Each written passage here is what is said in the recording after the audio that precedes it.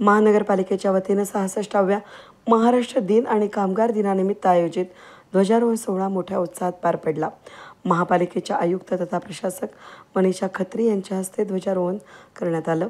या विशेष दिवशी कामगार दिनानिमित्त वाहन चालक संघटनेच्या वतीनं पर्यावरण संवर्धनाचा महत्त्वाचा संदेश देणाऱ्या मनपा वाहन चालक विलास शिंदे यांचा विशेष सन्मान करण्यात आला। हा सन्मान देखील आयुक्त मनीषा खत्री यांच्या हस्ते प्रदान करण्यात आला। कार्यक्रमावेळी अतिरिक्त आयुक्त करिश्मा नायर, प्रदीप चौधरी, उपायुक्त लक्ष्मीकांत सताळकर, नितीन पवार, नितीन नेर, शहर अभियंता संजय अग्रवाल, मुख्य लेखाधिकारी Dattatray Pathrut, smart city CEO Sumant More, वैद्यकीय अधिकारी डॉक्टर तानाजी चव्हाण, कार्यकारी अभियंते सचिन जाधव आणि नितीन पाटील यांच्यासह अनेक मान्यवर अधिकारी आणि कर्मचारी उपस्थित होते।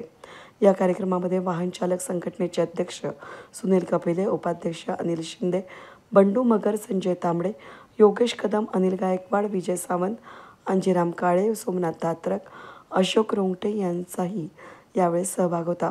कार्यक्रमाचं सूत्रसंचालन जनसंपर्क अधिकारी योगेश कुमोद यांनी केलं।